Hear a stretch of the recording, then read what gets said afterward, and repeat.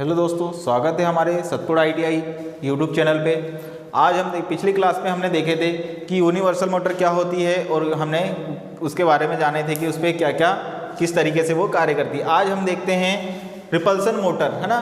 Repulsion motor एक ऐसी motor है जो प्रतिकर्षण के सिद्धांत पर कार्य करती है। मतलब प्रतिकर्षण मतलब हम जानते हैं कि प्रतिकर्षण किस टाइप से कि समान ध्रुव वाले मैग्नेटिक पोल, है ना, समान ध्रुव वाले मैग्नेटिक पोल आपस में प्रतिकर्षित होते हैं। मान लो अपने पास यहाँ पे दो पोल रखे हैं, है ना, ये N है दोनों, और ये S और ये S, है ना। तो इन दोनों के बीच में क्या होगा? प्रतिकर्षण होगा, है ना। इसके अलावा अगर ये S और ये S अगर इनको इन दोनों को आसपास में अगर लाएंगे तो उस पर क्या होगा? प्रतिकर्षण होगा। लेकिन अगर ये मान लो ये NS रहता, ये N रहता और ये S रहता, तो इन दोनों में क्या होता? आकर्षण होता। इन दोनों पोलों के बीच में क्या होता? आकर्षण की क्रिया होती। और इसीलिए इस पे कौन से समान ध्रुव वाले, मतलब इसी प्रतिकर्षण के सिद्धांत पर ये रिपल्सन मोटर अपनी कार्य करती है। कैसे? हम जानते हैं इस पे प्रतिकर्षण विद्यमान होता है मैग्नेट पे, ठीक है। इसी आधार पर ये मोटर कार्य करती है। मतलब रिपल्सन मोटर जो होती है वो उसकी बनावट जटिल होती है, उसका मूल्य भी अधिक होता है और वो उच्च प्रारंभिक टॉर्क वाली भी होती है। इसके अलावा इसमें विद्युत धारा, लोड वहन क्षमता और इसकी सरल गति, सरल घूर्णन गति, मतलब इसकी घूर्णन गति को आसानी से कंट्रोल किया जा सकता है ना।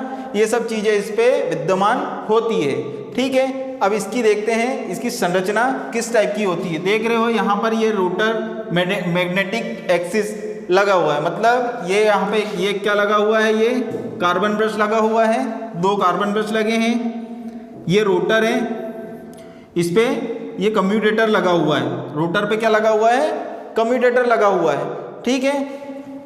और ये शॉर्ट सर्किटेड ब्रशेस बोल रहा है, तो ये शॉर्ट सर्किटेड ब्रश मतलब ये कार्बन ब्रश यहाँ पर किससे?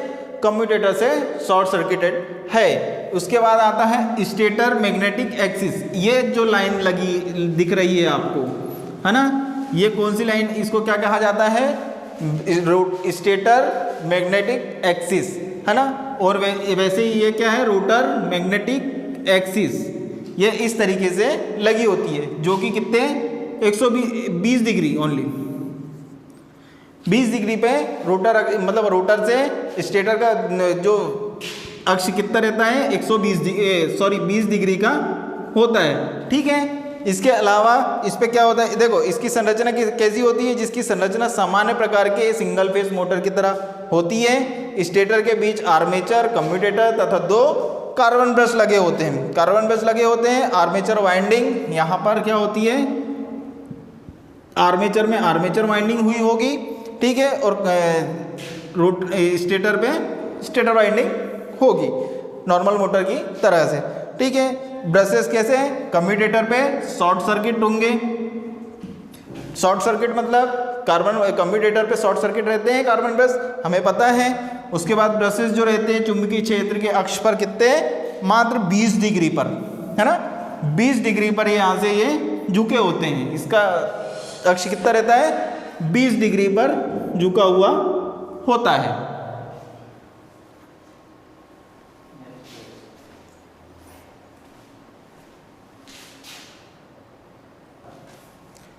अब हम इसके आगे जानते हैं कि रिपल्सन मोटर की कार्यप्रणाली किस तरीके की होती है। रिपल्सन मोटर की कार्यप्रणाली किस तरीके की होती है, जब इसको हम देखते हैं, ठीक है।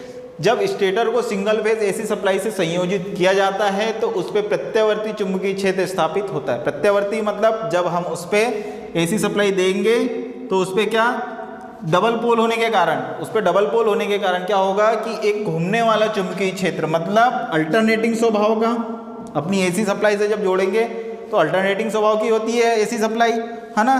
तो इसी के कारण यहाँ पर कौन सा घूमने वाला एक चुंबकीय क्षेत्र स्थापित होगा, है ना। घूमने वाला चुंबकीय क्षेत्र स्थापित होगा जो ट्रांसफॉर्मेशन प्रक्रिया के कारण, ना, ट्रांसफार्मर में जो क्रियाएं होती है ना, उसी के कारण इस पे क्या होगा? आर्मेचर में की वाइंडिंग में भी एक विद्युत वाहक बल उत्पन्न होगा। आर्मेचर में जब विद्युत वाहक बल उत्पन्न हो जाएगा, ठीक है, तो वो खुद पे एक विद्युत वाहक बल कार्य करेगा, तो वो भी अपना एक स्वयं का क्या करेगा, चुंबकीय क्षेत्र स्थापित करेगा। वो खुद का अगर चुंबकीय क्षेत्र स्थापित करेगा तो वो जो चुंबकीय क्षेत्र स्थापित किया है आर्मेचर ने, वो किस कारण, लेंज के नियम के अनुसार, लेंज का नियम क्या कहता है कि वह जिसके कारण उत्पन्न हुआ हो वह उसी का विरोध करता है। तो मतलब आर्मेचर जब किसके कारण उत्पन्न हुआ है, ट्रांसफॉर्मेशन की प्रक्रिया के कारण, किस पे, जब स्टेटर पे अपन ने संयोजित किए थे, है ना, तो स्टेटर के कारण ही इस पे आर्मेचर में क्या है, खुद का विद्युत वाहक बल उत्पन्न हुआ है। अब वो आर्मेचर में जो उत्पन्न स्टेटर में जो उत्पन्न चुंबकीय विद्युत वाहक बल है ना, आर्मेचर, तो वो किसका, स्टेटर के चुंबकीय क्षेत्र का क्या करेगा, विरोध करेगा। फलस्वरूप जब विरोध करेगा तो वही विरोध क्या होगा, आर्मेचर को घुमाने में सहायता देगा। मतलब आर्मेचर को घुमाने में सहायता कौन सा, अपन ने अभी देखे कि ये प्रतिकर्षण के सिद्धांत पर कार्य करती है ना। प्रतिकर्षण कब होगा, जब दोनों एक दूसरे के विपरीत कार्य करेंगे तब जाके इस पे क्या होगा, आर्मेचर घूमना स्टार्ट करेगा, है ना, या रोटर घूमना स्टार्ट करेगा। ठीक है, उसके बाद आती है अपनी इसकी घूर्णन दिशा को कैसे परिवर्तित किया जा सकता है। ठीक है, आर्मेचर सबसे कठिन और सबसे ज़्यादा इस पे इसकी दिशा को परिवर्तित या फिर जीरो से लेके अधिकतम तक, है ना, जीरो से लेके अधिकतम तक अपन इसकी स्पीड को कंट्रोल कर सकते हैं या फिर इसकी दिशा को परिवर्तित किया जा सकता है। ठीक है, अब इसकी दिशा को परिवर्तित कैसे करते हैं इसके बारे में हम देखेंगे।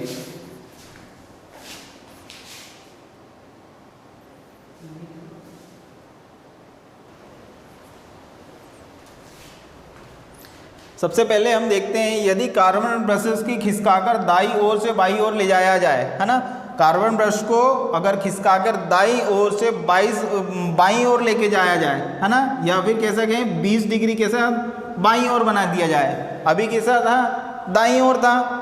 हम देखते हैं इसको डायग्राम पे, डायग्राम में दिख रहा है। ठीक है, यहाँ पे 120 डिग्री पर लगा हुआ 20 डिग्री पर लगा हुआ है। इसको अगर इस दिशा में लाया जाए, है ना, यहाँ पे अगर कार्बन ब्रश लगाएंगे तो इसकी क्या होगी, दिशा परिवर्तन हो जाएगी। मतलब इसकी चुंबकीय क्षेत्र की दिशा परिवर्तित हो जाएगी, है ना। जब परिवर्तित होगी तो इस पे क्या होगा, इसकी घूमने की दिशा भी परिवर्तित किया जा सकता है। ठीक है, इसके आगे क्या है, तो मोटर की घूर्णन दिशा क्या होगी, इस पे परिवर्तित हो जाएगी। मोटर की घूर्णन दिशा इसमें क्या होगी, परिवर्तित हो जाएगी। ठीक है, या फिर इस प्रकार के मतलब स्टेटर या फिर रोटर के संयोजन को परिवर्तित किए बिना भी चेंज किया जा सकता है इसकी दिशा को परिवर्तन करके। कैसे, वही बताया था मैंने कि उसके जो आर्मेचर है, इसके आर्मेचर के या फिर रोटर के क्या कार्बन ब्रश को अपन यहाँ से चेंज कर देंगे, है ना, कार्बन ब्रश की यहाँ पर इसको चेंज कर देंगे तो क्या होगा, अपन इसकी दिशा को परिवर्तित किया जा सकता है बिना इसके टर्मिनल को चेंज किए। ठीक है,